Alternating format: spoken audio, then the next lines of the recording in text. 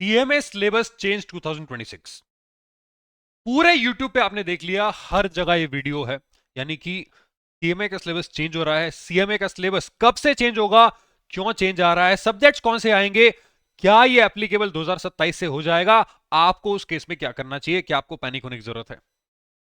हर जगह यही वीडियो चल रहा है और आप भी हो सकता है कुछ वीडियोस पहले से देख के आए हो। इस वीडियो के एंड में मैं आपको एक फाइनल वेकअप कॉल दूंगा।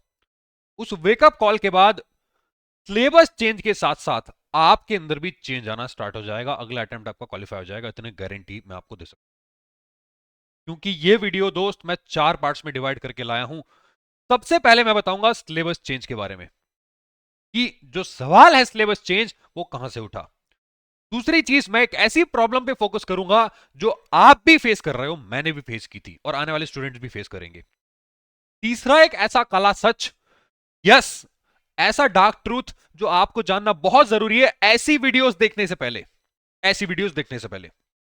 और आखिरी में एक फाइनल वेकअप कॉल जो मैंने बता दिया है, उसको देखने के बाद that will be an eye opener जो आपको भी चेंज कर देगा और अगला अटेम्प्ट आपको क्वालिफाई करा के ही देगा। सबसे पहले बात करते हैं सिलेबस चेंज की कि क्या 2026 में सिलेबस चेंज होगा। जनवरी में सभी मेंबर्स के पास एक मेल आता है।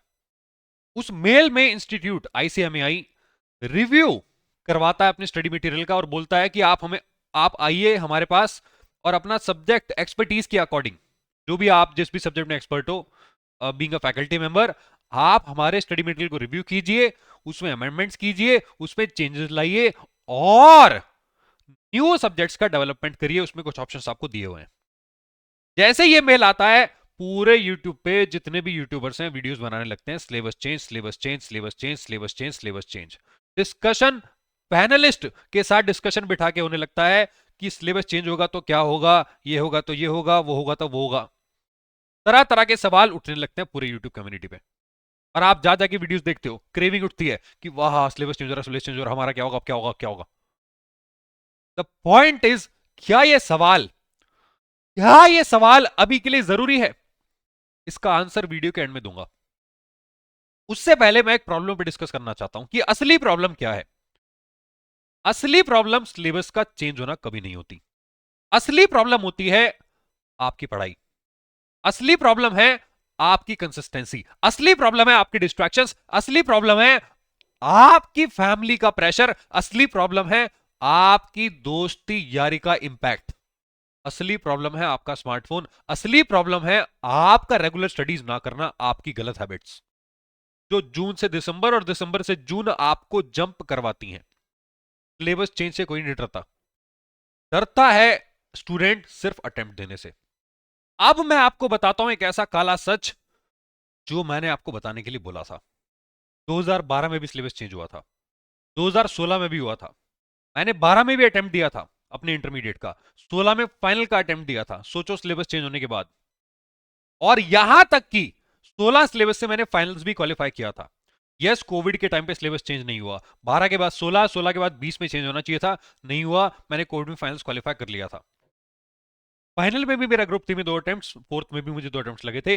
बट सिलेबस चेंज होने का रीजन नहीं था, या ना चेंज होने का रीजन नहीं था कि मुझे अटेम्प्ट्स लगे। मैं पास भी हुआ अपनी मर्जी से, अपने ही एक्टिविटीज की वजह से, फेल भी हुआ तो अपनी एक्टिविटीज की वजह से। सेम वे में अगर आपकी लाइफ में भी फेलियर आ रहा है, अटेम्प्ट्स लग रहे हैं, 6 महीने बर्बाद हो रहे हैं और आप वेट करो कि नहीं जब सिलेबस चेंज होगा तब देख लेंगे, या आप एडमिशन तब लोगे जब नया चेंज आ जाएगा, वो जो अटेम्प्ट आप डिले कर रहे हो ना, वो अटेम्प्ट और डिले हो जाएगा अगर आप नए सब्जेक्ट्स नहीं पढ़ पाए तो। क्योंकि नए सब्जेक्ट की क्लासेस, नए सब्जेक्ट का एडेप्टेशन और नए सब्जेक्ट में बहुत सारी चीजें करना प्रैक्टिकली पॉसिबल नहीं हो पाता। Yes, it is true. But आप बात को समझो, ये जो सिलेबस में चेंज आता है ये कभी भी फेलियर अट्रैक्ट नहीं करता। फेलियर आता है आपकी एक्टिविटीज की वजह से, आपकी डिले करने की वजह से। और स्टूडेंट ब्लेम किस पे लगाता है? इंस्टीट्यूट पे, सिस्टम्स पे और सिलेबस पे। इंस्टीट्यूट कभी भी ओवरनाइट सिलेबस चेंज कर ही नहीं सकता यार, पॉसिबल ही नहीं है प्रैक्टिकली। इंस्टीट्यूट हमेशा बहुत सिस्टमैटिकली सिलेबस को चेंज करता है, आपको टाइम देता है, 2 से 3 अटेम्प्ट्स देता है कि आप अपने पुराने सिलेबस में अटेम्प्ट को क्लियर कीजिए। और इवन अगर कोई बच्चा गलती से ट्रांजिट कर भी जाता है नए सिलेबस में तो उसको एग्जेम्पशन भी मिल जाती है क्लेम करने को। बहुत सारे सिस्टम्स उसके अंदर इन्वॉल्व होते हैं, प्रोसेस होता है। और कोई गलत चीज नहीं होती, वो बहुत सही चीज होती है। तो वहां पे पैनिक करने की बजाय आपको क्या करना चाहिए, जो आपका एग्जिस्टिंग अटेम्प्ट है, जो आपका एग्जिस्टिंग सिलेबस है, उस पर पूरी ताकत से हमला बोल दो ना यार, पे पूरी जान फूंक दो, एक एक कण लगा दो अपनी एनर्जी का, और नेक्स्ट अटेम्प्ट आपका होना चाहिए इस तरीके से पढ़ाई करो। अब आज का आखिरी सवाल, आखिरी सवाल यह है कि अगर सिलेबस चेंज ना भी हो, ना हो सिलेबस चेंज, तो क्या अभी तक आप सिंसियरली पढ़ाई कर रहे थे, कंसिस्टेंटली अपनी स्टडीज को फॉलो कर रहे थे? अगर आंसर इज नो, आंसर इसका ना है, तो आप समझ जाओ प्रॉब्लम सिलेबस चेंज में थी ही नहीं, प्रॉब्लम आपके अंदर थी। तो सिलेबस चेंज आपका फ्यूचर डिसाइड नहीं करेगा, लेकिन आपका आज का एक्शन डिसाइड करेगा कि 2026 के बाद आपका फ्यूचर क्या रहने वाला है।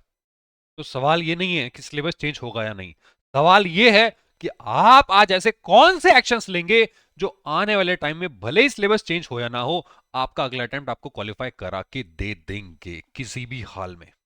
तो आखिरी सवाल, क्या आप ऐसे वीडियोस देखते रहोगे या सही एक्शन लोगे या नहीं? तो ओवर थिंकिंग करना बंद कर दो and start taking action right now, क्योंकि यही राइट सिलेबस है और यही राइट टाइम है राइट एक्शंस को लेने का। तो go for it and all the best.